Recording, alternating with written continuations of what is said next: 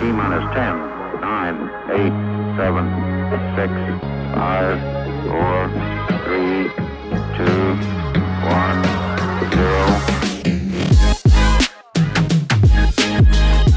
Hello everyone, welcome to the Midheaven Podcast. My name is Candice Marie. This is my partner in crime, the Peace Dealer. Hopefully you guys are doing well. We just want to say thank you guys so much for joining us. This is our 100th episode of the podcast. The end of season 2. The end of season 2. So yeah, kind of bittersweet. So this is us bringing it back to where we started. We started this podcast in the beginning of 2021. We've been doing it now pretty much full time, dropping episodes once a week. We've been doing lives also. And it all started with Aquarius season in 2021. Saturn in Aquarius, to be exact. Yeah. And now we're at the end of such an iconic, epic population control transit. And yeah, I mean, I feel like there's a timeless quality to these episodes, both the evergreen ones and the ones that kind of went over the transits. There's stuff that with the ZODIAC seasons you can gain that is timeless info. So, you know, please feel free to just go back and watch all these episodes. There's going to be a lot for you. And I think it's a great honor to not only do this Aquarius season marks the end of so many themes. The end of Pluto in Cap, Saturn in Aqua, Jupiter starting in Aries, and even Mars retrograde in Gemini we're gonna see. Yeah, it's finishing off in January, but it's really gonna hang around in the square to Neptune in the shadow until like March, but it's a little bit early. Obviously, you guys know Aquarius season isn't going to start until closer to the 20th of January, but we still wanted to take you guys through this because there's just so many big things happening that's really completing with some of the aspects coming into conjunction with Saturn as well. So I think that this is really kind of encapsulating what the Saturn lesson has been over the last 2.5 years.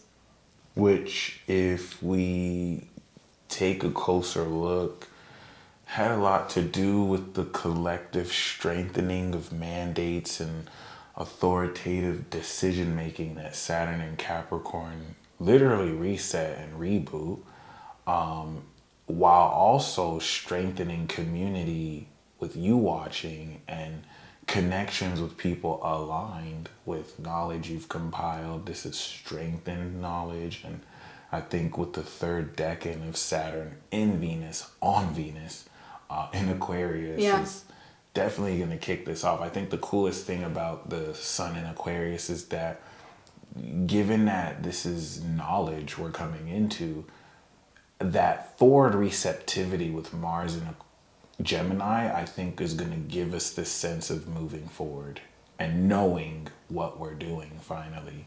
After just so much preparation. Mars is going to spend I think it's almost 20 days at 8 degrees of Gemini. So what? Yeah, by the time that it's stationing and then it goes direct and then it's getting ready to move forward, I mean, that's the degree that it's going to retrograde back to. That it retrograded back to. So that 8 degrees of Gemini is pretty potent. Mm-hmm. I think, it's been interesting to see the last few sun cycles where we saw that right as the sun was coming into the next sign, we were in a balsamic moon. So there's always that 1 or 2 day period right before it, and then we have a new moon. So to me, it feels a little spooky. Yeah. Especially considering during Aquarius season, we're really looking at both Saturn and we're also looking at Aquarius, and there's definitely some stuff going on. We're going to see the moon trine Uranus off the bat. We're going to see Mercury that's also just coming out of its retrograde, and it's going to start making a trine to Aquarius. And Venus is going to come into conjunction with Saturn. So there's a lot of stuff.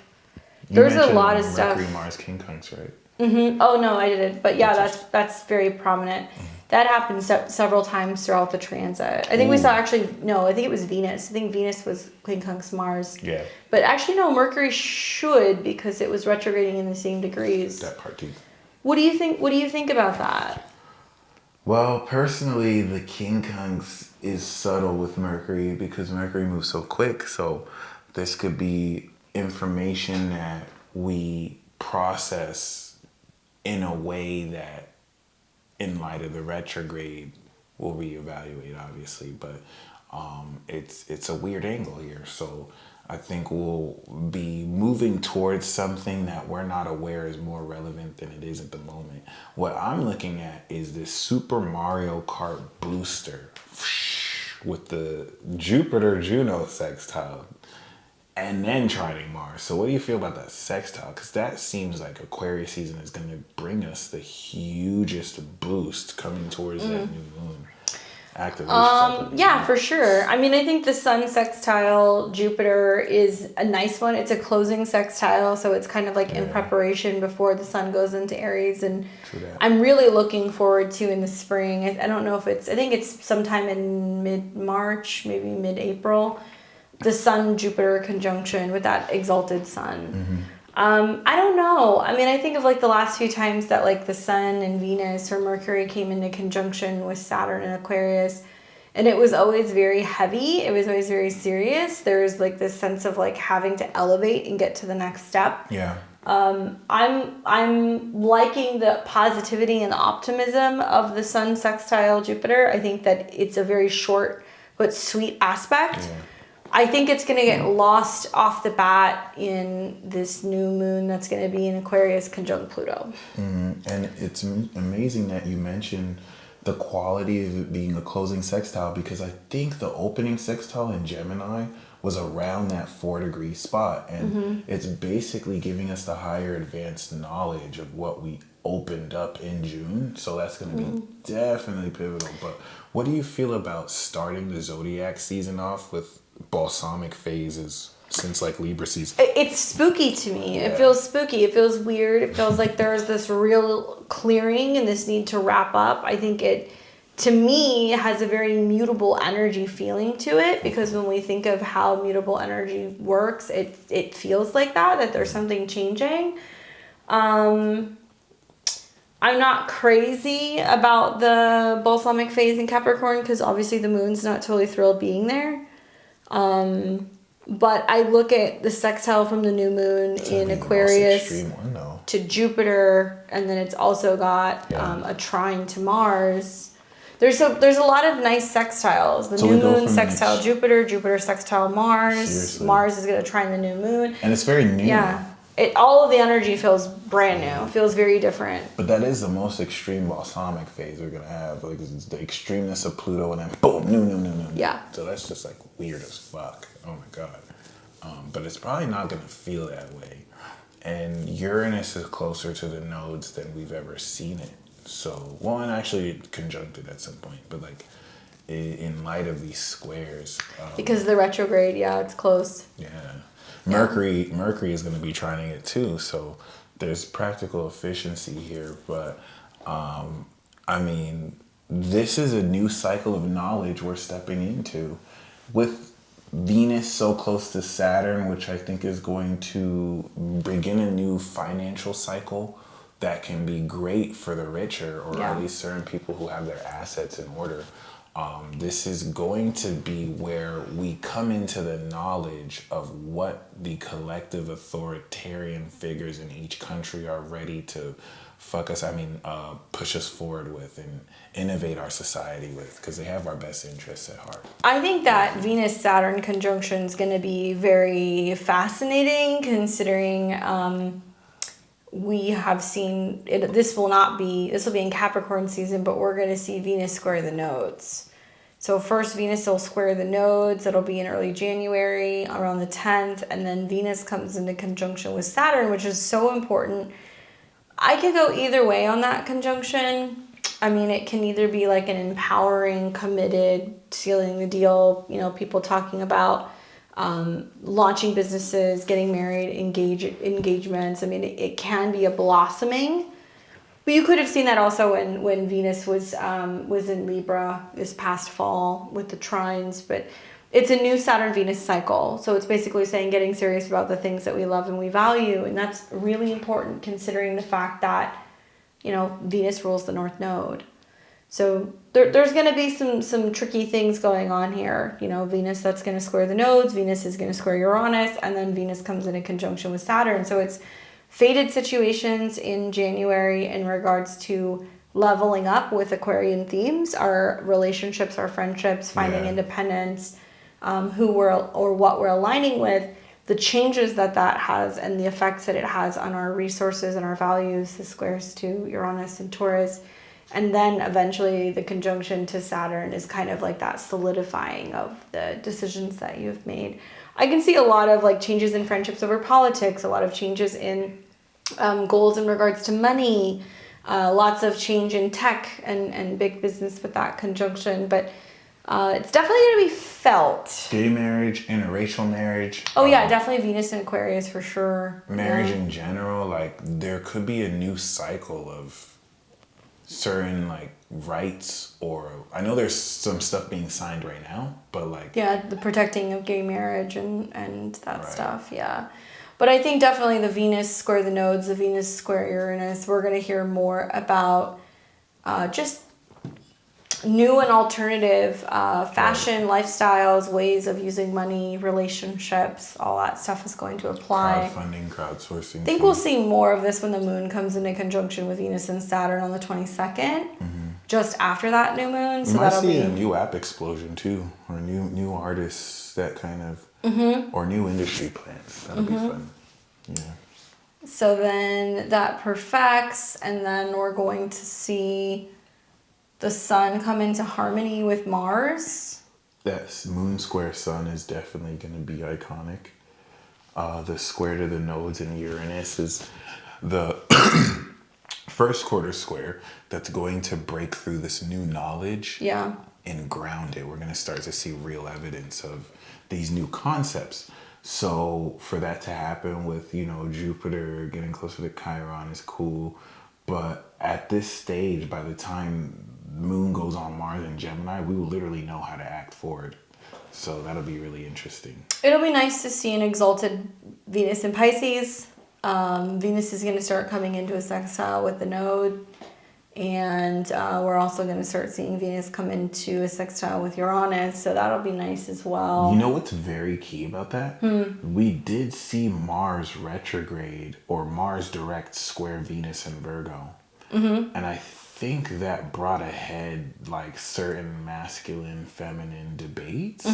So how would that complete with Venus and Pisces? Because you have an exalted Venus, so Venus is superior. Oh, right. Because if anything, I feel like the masculine did have the edge in that for men and women who kind of represented That'll be interesting to watch when the moon comes into conjunction with Mars and it squares. Yeah. Venus will probably have the advantage now, because that's for sure. With Neptune and its dignity. So that's also interesting. Exaltation and dig. So. That was really nice. We had that in the end of April, beginning of May of 2022, having that Venus transit. Jupiter and Mars were there. So and Jupiter was there too. Yeah. That's what's up. Yeah.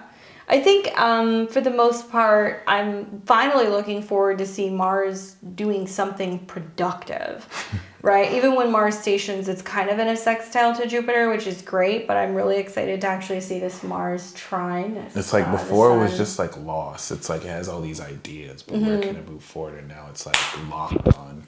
Yeah. Well, it didn't feel stable. Something I've noticed with Mars and Gemini is like, a lot of people who are like talking about something and they don't complete sentences, or they're not finishing their ideas, or they're running in circles. And so I think the Mars retrograde, especially with the immutable squares, has been really agitating.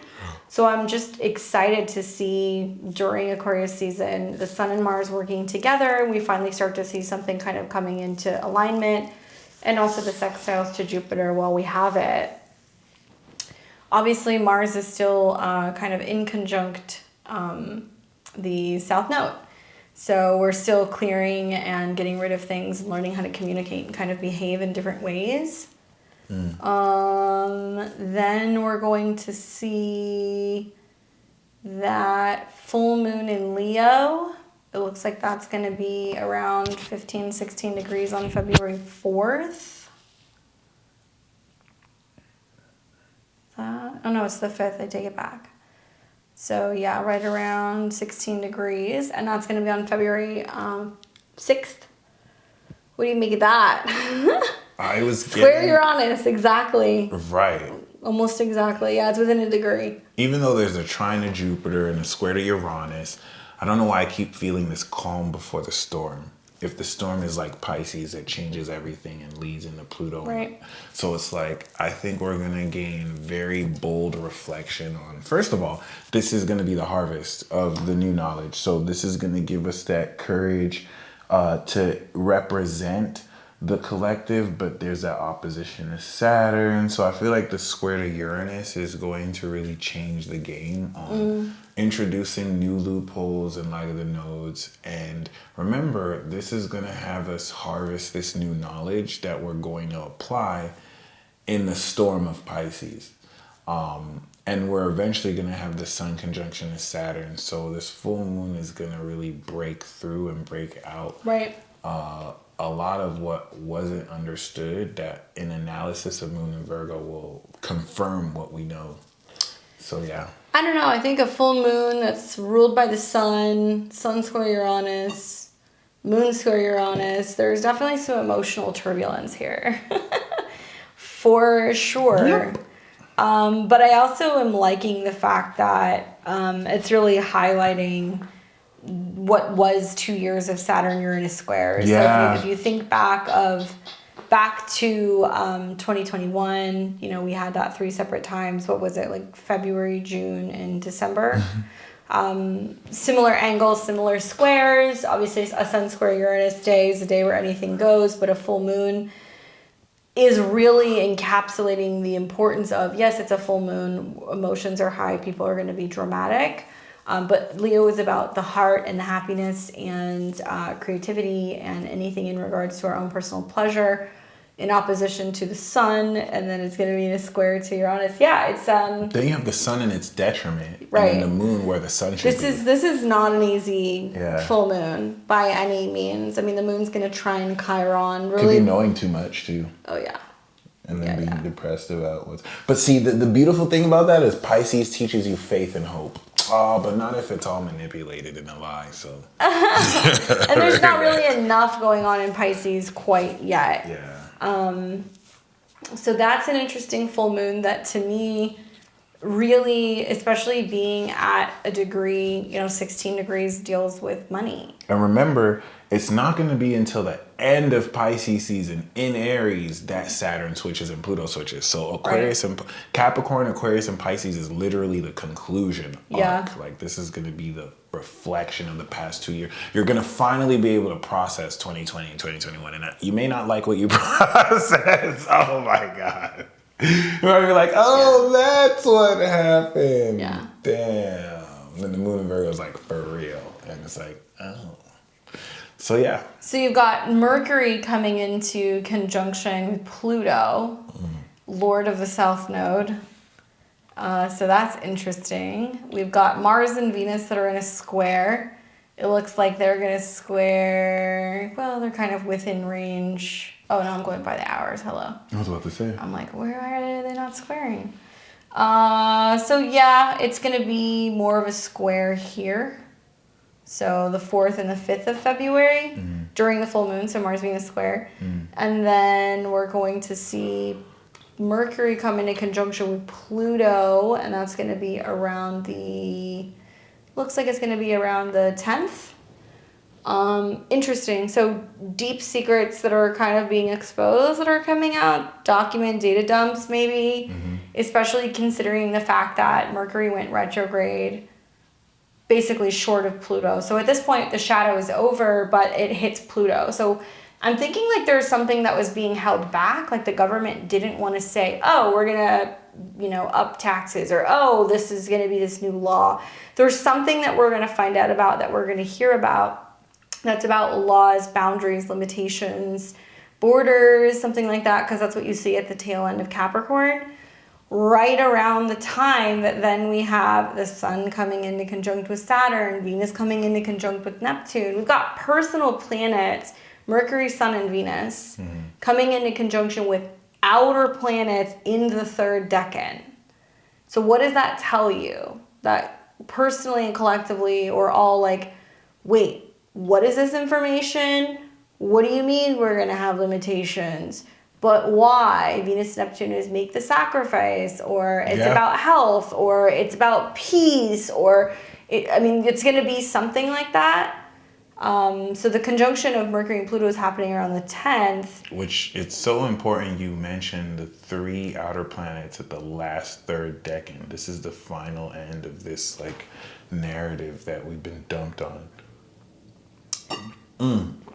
And I love how like Mercury goes on Pluto first, then we see Venus go on Neptune, then Sun on Saturn. Yeah. It's happening. Yeah, I mean, I'll go as far as saying this. Like, I thought for some time that there was going to be another pandemic.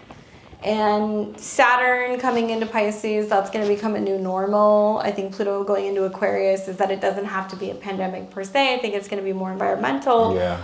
But limitation, separation, and isolation is going to be the new norm. Remember, social zodiac signs are Scorpio, Libra, Virgo, and Leo, and they're empty. We only get those now like once a year when the sun goes through that. So the social distancing didn't start until we had these signs empty. So it is a new normal. Like that's just, it is what it is. Like that's just, and Saturn Aquarius was the the construction to build the actions of 2020. So this is preparing us for the effects of these past 2 years. And it doesn't have to be terrifying or scary, but you do want to be prepared. You know, you don't want this to just hit you surprisingly. But that's what episode 100 is here for. Every podcast, to prepare you. So Mercury comes out of the conjunction with Pluto. Then we have Venus coming into conjunction with Neptune right around the time that the Sun's coming into conjunction with Saturn. So which one's going to hit first? So Venus and Neptune conjunct in Pisces at a 24. Really romantic Valentine's Day. I could definitely see that. The 14th and the 15th with the Venus-Neptune conjunction and a sextile to Pluto. Mm-hmm. I'm not wild about this Moon and Sag.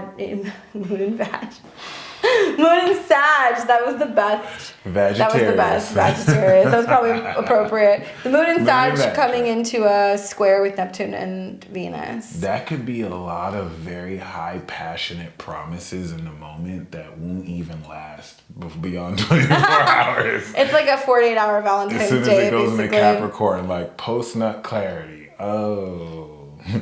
Yeah, bye. Venus, Neptune, and Sun, Saturn conjunct is pretty fucking wild. Or you can move forward and actually I could see it's like a lot of people getting engaged. Really quickly and suddenly. Because of the Venus-Neptune conjunction and the Sun conjunct Saturn. That can stabilize things, though, to where Moon goes into Cap and you move forward with it. But that would be tested on if it's true or not, if it's real. If it's not real, it's not going to last. If it's real, unions can come together with people you barely know that long, and it can last. Well, it could also be a time where people are very anti-Valentine's Day with the Moon sextile Saturn and the Saturn-Sun conjunction. One thing I've noticed a lot with these conjunctions is like, oh, it doesn't just have to be about me, it's about other people. Mm-hmm. That's what Saturn and Aquarius has taught me. So I think that it might be people being like, I'm single, but I'm going to celebrate that. Or I'm single and I'm going to go and be with my girlfriends. Or I'm gay, like whatever. There's going to be people doing things different and abstract and out of the usual right around that holiday. But for the Sun, Saturn, and Venus, Neptune conjuncting at the same time, there's just too much coincidences going on with the outer planets in February. It's going to feel coincidental too. But Saturn Aqua will let you know it's been planned. It's been organized through the Aqua, Capricorn. So the organization is going to happen, and it's going to enact the plan, and the effect is going to be somewhat very passionate because we got the Jupiter Aries. I think it's going to be a lot of fun that has the potential to wrap you into something that you're a part of before you know the full meaning of what you're a part of.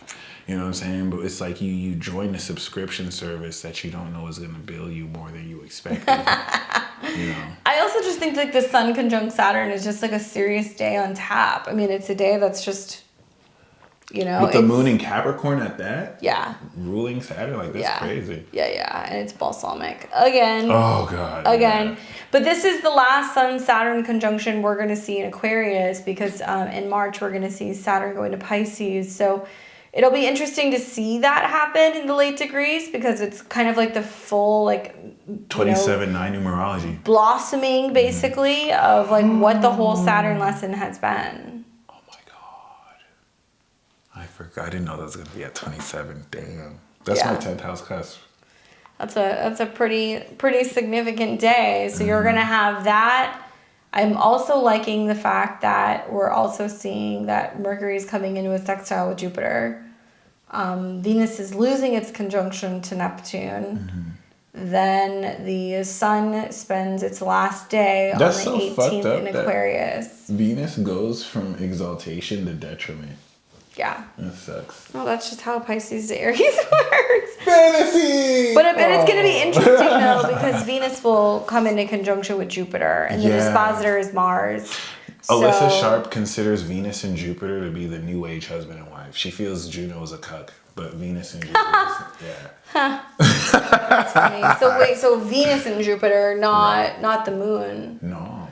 That's interesting. Yeah, isn't it? Yeah. I have my thoughts, but yeah, Venus and Jupiter. I could see either way. I've definitely noticed, like, in men's charts that, like, Venus is what they're attracted to, but the moon is more. The moon what is their they'll wifey. commit to. Yeah. The moon is their wifey for sure. But I mean, I think, just to move out of all of this really strong, heavy Capricorn energy to then go to, like, all these planets in Aquarius, and we're going to see Venus and Jupiter in Aries, and then we're going to see Mars in Gemini.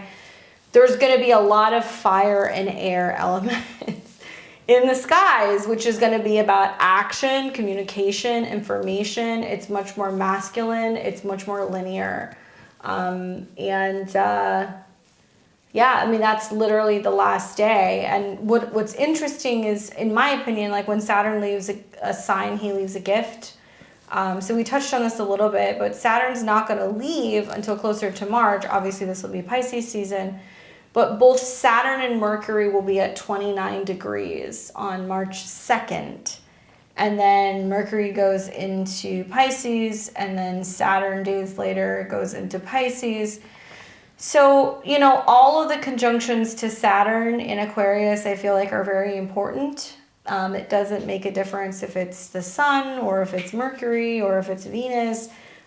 These are periods where we are going to be tested basically by Saturn to see if we've passed Saturn's test. So it's a really good idea for everybody to know where Aquarius is in your chart, because there's almost this graduation that's going to be going on where we're moving on to the next phase.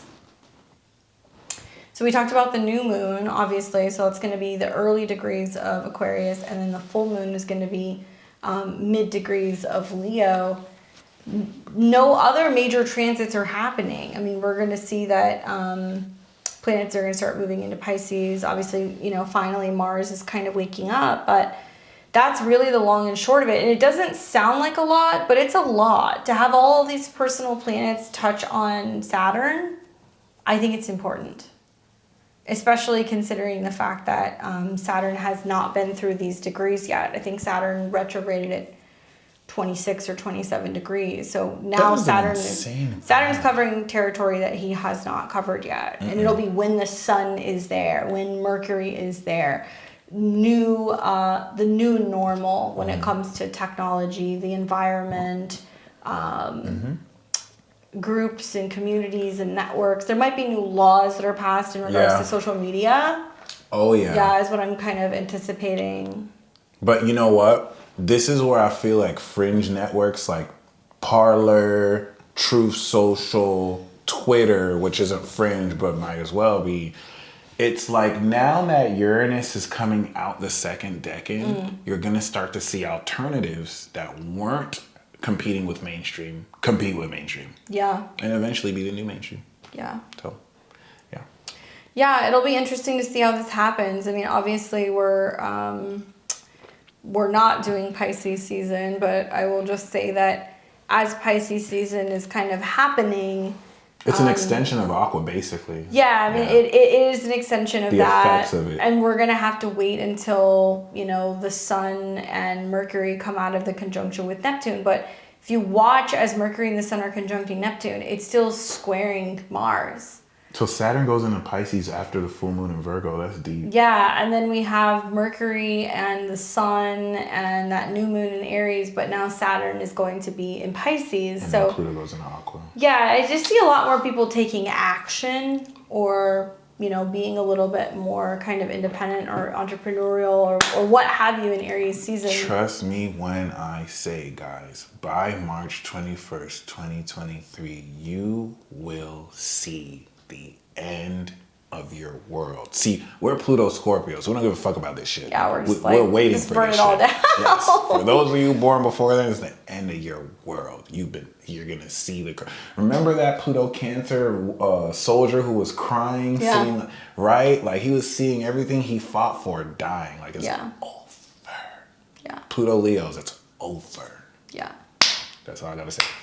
So. Yeah, I mean, I'm curious to see what happens. Obviously, you know, now that this is the end of season 2, we're taking a hiatus. Woo! We just want to say thank you guys so much. We did this to prepare you for the end of the world. I feel good that we did it through the Saturn cycle. You're I right. think that's what's so cool is that we took it pretty much right all the way up until the end. We're definitely going to be taking a hiatus and taking some time. We want to say thank you guys so much. We're hoping that we can still kind of come back in a new and improved way. Season 3 coming soon. Yeah, after the hiatus. we hope to continue to come on here and put out content in the future for you guys. You guys, if you're not already following our social media accounts, both separately and together, obviously the Midheaven YouTube is going to stay up. We're going to try to see if we can do some lives and some monthlies in the months to come. Mm-hmm. You can follow Mike on Instagram, on YouTube, on Twitter, all that stuff. He's a peace dealer. My body coming through. So if you want to stay connected with us, please do. You can also find me at Beyond the Veil Tarot and Astrology. I'm on YouTube. I'm doing videos like 4 times a week now. So I do live readings on Saturdays. I'm doing new moons, full moons, horoscopes. So if you like both of our work, please continue to support us independently. Make sure you're subscribed. Big thank you to all the supporters. You guys have been awesome. God bless all of you. It's been such a fun 2-year period doing this, but you taught us and reminded us quality over quantity for sure. Quality over quantity, but we gave you guys both. We gave you both. Oh yeah. And the thing is too, and quality over quantity as far as like, you know, we didn't have hundreds of thousands of people supporting us, but the few that did, y'all came through. I mean, we've netted like, you know, success that people with thousands of subscribers haven't, and I really appreciate that. I feel like there's layers and levels to this. Yeah. You have the surface level where we talked about 2020 to 2022. Then you have the deeper layer with the evergreen episodes. Yeah. You want to see this whole 2 seasons as an apocalypse survival guide masterclass that will carry you through Saturn and Leo. Everything in these first 2 seasons have 17 years of replay value. So just keep that in mind, because you're going to start to see more layers and layers of stuff when you watch through this come more true. And shout out. We did it. Yeah. Thank you guys so much for supporting us. We love you. We hope to see you soon. And until next time, peace. If I had wings. Welcome to the Midheaven Podcast. We are your hosts, Candace Marie. And this is the Peace Dealer. You look like Black Santa. More barbecue sauce.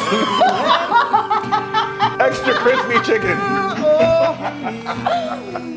Fuck, we're gonna get roasted on this one. I'm crying right now. A bitch is gonna start getting shiny. Stop. Okay. Peace Dealer wrapped it up. I wanted to make that as crazy as possible. And in my heart, so, you know, it's been nice knowing you. But before we see y'all on the other side, the lotion gods have spoken. So we just want to say thank you. Yes, bro.